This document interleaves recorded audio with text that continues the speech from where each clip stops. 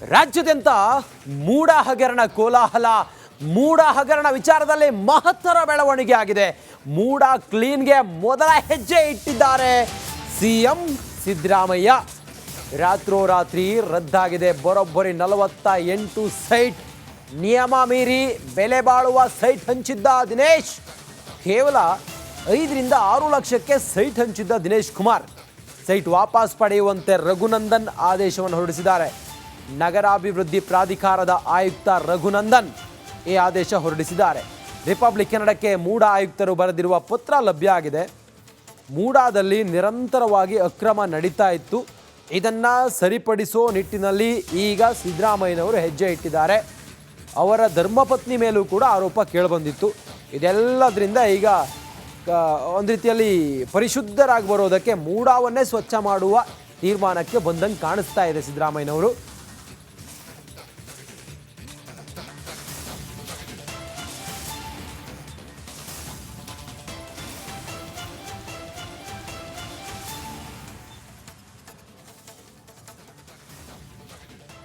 ಇದ್ದ ಹಾಗೆ ಕಾಂಗ್ರೆಸ್ ಸರ್ಕಾರ ಕೂಡ ಅಲರ್ಟ್ ಆಯಿತು.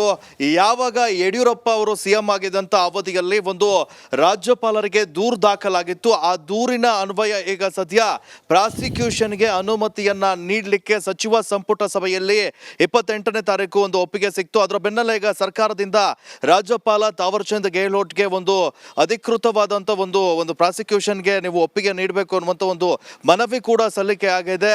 ಇದರ ಬೆನ್ನಲ್ಲೇ ಈಗ ರಾಜ್ಯ ರಾಜಕಾರಣದಲ್ಲಿ ಇದು ಕಾಂಗ್ರೆಸ್ ಬಿಜೆಪಿಯವರ ಮೂಡ ಅಸ್ತ್ರಕ್ಕೆ ಈಗ ಪ್ರತ್ಯಸ್ತ್ರ ಸಿದ್ಧವಾಯ್ತಾ ಎನ್ನುವಂಥ ಪ್ರಶ್ನೆ ಕೂಡ ನಿರ್ಮಾಣವಾಗ್ತಾ ಇದಕ್ಕೆ ಹೇಳ್ತಾ ಇರುವಂಥದ್ದು. ಇದರ ನಡುವೆ BY ವಿಜಯೇಂದ್ರ ಏನಿದ್ದಾರೆ ಅವರಿಗೂ ಕೂಡ ಸಂಕಷ್ಟ ಎದುರಾಗಿರುವಂಥದ್ದು. ಈಗ ಮುಖ್ಯವಾಗಿ ಈ ಕೇಸ್ನಲ್ಲಿ ನಾವು ಗಮನಿಸಬೇಕಾಗಿರುವಂಥ ಒಂದು ಅಂಶ ಅಂದರೆ 2017ರಲ್ಲಿ ನಡೆದಂಥ ಒಂದು ಮೂಡ ಕೇಸ್ ಏನಿದೆ ಅದಕ್ಕೆ ಸಂಬಂಧಪಟ್ಟ ಒಂದು ವಿಚಾರ ಇದು.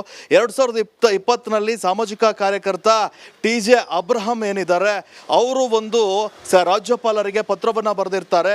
ACBಗೆ ದೂರನ್ನು ಕೂಡ ನೀಡಿರ್ತಾರೆ. ಅದರಲ್ಲಿ ಯಡಿಯೂರಪ್ಪನವರು ಈ BDA ಸೈಟ್ ಅನ್ನ ಮಂಜೂರು ಮಾಡುವಂತಹ ಸಂದರ್ಭದಲ್ಲಿ 12 ಕೋಟಿ ರೂಪಾಯಿ ಕಿಕ್ ಬ್ಯಾಕ್ ಅನ್ನ ಪಡೆದಿದ್ದಾರೆ ಅಂತ ಆರೋಪಿಸಿ ನ್ಯಾಯಾಲಯದಲ್ಲಿ ದೂರನ್ನು ಕೂಡ ಸಲ್ಲಿಸಿರ್ತಾರೆ. ಆದರೆ ಆ ನ್ಯಾಯಾಲಯ ಪ್ರಾಸಿಕ್ಯೂಷನ್ಗೆ ರಾಜ್ಯಪಾಲರ ಅನುಮತಿ ಇರದ ಕಾರಣ ಆ ಪ್ರಕರಣವನ್ನ ರದ್ದುಪಡಿಸಿರುತ್ತೆ. ಹೀಗಾಗಿ ರಾಜ್ಯಪಾಲರ ಅಂಗಳಕ್ಕೆ ಕೂಡ ಹೋಗ್ತಾರೆ. ಆದರೆ ರಾಜ್ಯಪಾಲರು ಅದನ್ನ ರಿಜೆಕ್ಟ್ ಮಾಡಿರ್ತಾರೆ. ಈಗ ಸರ್ಕಾರ ಅದನ್ನ ಕೆದಕಿ ಮೂಡ ಅಸ್ತ್ರಕ್ಕೆ ಮತ್ತೊಂದು ಪ್ರತ್ಯಸ್ತ್ರವನ್ನ ಸಿದ್ಧಪಡಿಸಿಕೊಂಡಿರೋದು ಇಲ್ಲಿ ಸ್ಪಷ್ಟವಾಗಿದೆ. ಇದು ಯಾವ ಹಂತಕ್ಕೆ ಹೋಗುತ್ತೆ, ರಾಜ್ಯಪಾಲರು ಒಪ್ಪಿಗೆಯನ್ನ ನೀಡ್ತಾರ ಅನ್ನುವಂಥದ್ದನ್ನ ಕಾದು ನೋಡಬೇಕಾಗಿದೆ. ಎಕ್ಸಾಕ್ಟ್ಲಿ. ಥ್ಯಾಂಕ್ ಯು ತಮ್ಮೆಲ್ಲ ಮಾಹಿತಿಗಾಗಿ ಧ್ರುವ.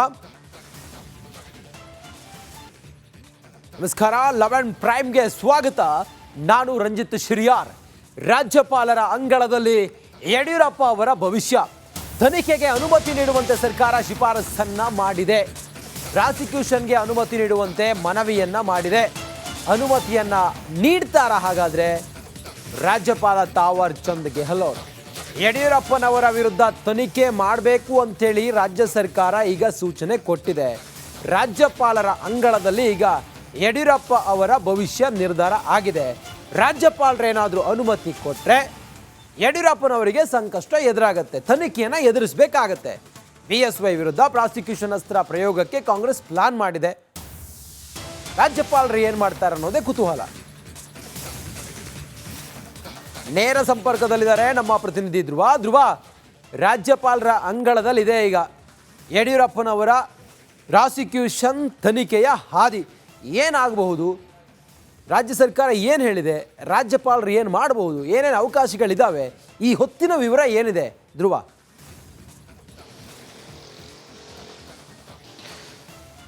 ರಂಜಿತ್, ಮುಖ್ಯವಾಗಿ ಸಿಎಂ ವಿರುದ್ಧ ಮೂಡ ಅಸ್ತ್ರ ಪ್ರಯೋಗಿಸ್ತಾ ಇದ್ದ ಹಾಗೆ ಕಾಂಗ್ರೆಸ್ ಸರ್ಕಾರ ಕೂಡ ಅಲರ್ಟ್ ಆಯಿತು. ಯಾವಾಗ ಯಡಿಯೂರಪ್ಪ ಅವರು ಸಿಎಂ ಆಗಿದ್ದಂಥ ಅವಧಿಯಲ್ಲಿ ಒಂದು ರಾಜ್ಯಪಾಲರಿಗೆ ದೂರು ದಾಖಲಾಗಿತ್ತು. ಆ ದೂರಿನ ಅನ್ವಯ ಈಗ ಸದ್ಯ ಪ್ರಾಸಿಕ್ಯೂಷನ್ಗೆ ಅನುಮತಿಯನ್ನ ನೀಡಲಿಕ್ಕೆ ಸಚಿವ ಸಂಪುಟ ಸಭೆಯಲ್ಲಿ 28ನೇ ತಾರೀಕು ಒಂದು ಒಪ್ಪಿಗೆ ಸಿಕ್ತು. ಅದರ ಬೆನ್ನಲ್ಲೇ ಈಗ ಸರ್ಕಾರದಿಂದ ರಾಜ್ಯಪಾಲ ತಾವರ್ಚಂದ್ ಗೆಹ್ಲೋಟ್ಗೆ ಒಂದು ಅಧಿಕೃತವಾದಂಥ ಒಂದು ಪ್ರಾಸಿಕ್ಯೂಷನ್ಗೆ ನೀವು ಒಪ್ಪಿಗೆ ನೀಡಬೇಕು ಅನ್ನುವಂಥ ಒಂದು ಮನವಿ ಕೂಡ ಸಲ್ಲಿಕೆ ಆಗಿದೆ. ಇದರ ಬೆನ್ನಲ್ಲೇ ಈಗ ರಾಜ್ಯ ರಾಜಕಾರಣದಲ್ಲಿ ಅಸ್ತ್ರ ಇದು ಕಾಂಗ್ರೆಸ್ ಬಿಜೆಪಿಯವರ ಮೂಢ ಅಸ್ತ್ರಕ್ಕೆ ಈಗ ಪ್ರತ್ಯಸ್ತ್ರ ಸಿದ್ಧವಾಯ್ತಾ ಎನ್ನುವಂಥ ಪ್ರಶ್ನೆ ಕೂಡ ನಿರ್ಮಾಣವಾಗ್ತಾ ಇದಕ್ಕೆ ಹೇಳ್ತಾ ಇರುವಂಥದ್ದು. ಇದರ ನಡುವೆ BY ವಿಜಯೇಂದ್ರ ಏನಿದ್ದಾರೆ ಅವರಿಗೂ ಕೂಡ ಸಂಕಷ್ಟ ಎದುರಾಗಿರುವಂಥದ್ದು. ಈಗ ಮುಖ್ಯವಾಗಿ ಈ ಕೇಸ್ನಲ್ಲಿ ನಾವು ಗಮನಿಸಬೇಕಾಗಿರುವಂಥ ಒಂದು ಅಂಶ ಅಂದರೆ 2017ರಲ್ಲಿ ನಡೆದಂಥ ಒಂದು ಮೂಢ ಕೇಸ್ ಏನಿದೆ ಅದಕ್ಕೆ ಸಂಬಂಧಪಟ್ಟ ಒಂದು ವಿಚಾರ ಇದು.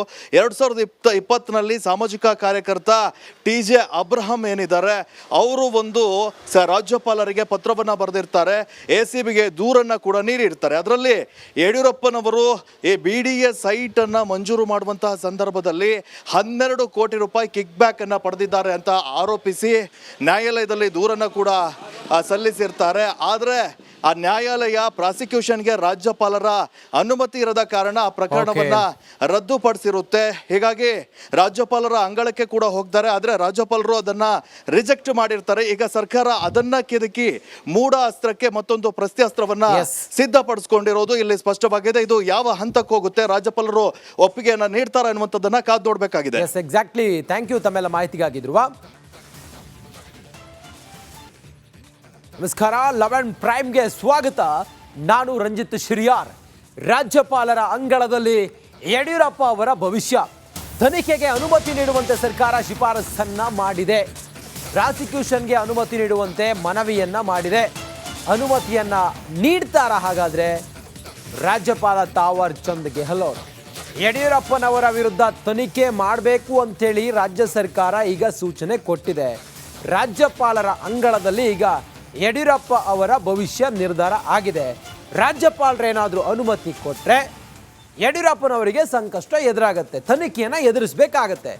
BSY ವಿರುದ್ಧ ಪ್ರಾಸಿಕ್ಯೂಷನ್ ಅಸ್ತ್ರ ಪ್ರಯೋಗಕ್ಕೆ ಕಾಂಗ್ರೆಸ್ ಪ್ಲಾನ್ ಮಾಡಿದೆ. ರಾಜ್ಯಪಾಲರು ಏನು ಮಾಡ್ತಾರೆ ಅನ್ನೋದೇ ಕುತೂಹಲ. ನೇರ ಸಂಪರ್ಕದಲ್ಲಿದ್ದಾರೆ ನಮ್ಮ ಪ್ರತಿನಿಧಿ ಧ್ರುವ. ರಾಜ್ಯಪಾಲರ ಅಂಗಳದಲ್ಲಿದೆ ಈಗ ಯಡಿಯೂರಪ್ಪನವರ ಪ್ರಾಸಿಕ್ಯೂಷನ್ ತನಿಖೆಯ ಹಾದಿ. ಏನಾಗಬಹುದು? ರಾಜ್ಯ ಸರ್ಕಾರ ಏನು ಹೇಳಿದೆ? ರಾಜ್ಯಪಾಲರು ಏನು ಮಾಡಬಹುದು? ಏನೇನು ಅವಕಾಶಗಳಿದ್ದಾವೆ? ಈ ಹೊತ್ತಿನ ವಿವರ ಏನಿದೆ ಧ್ರುವ?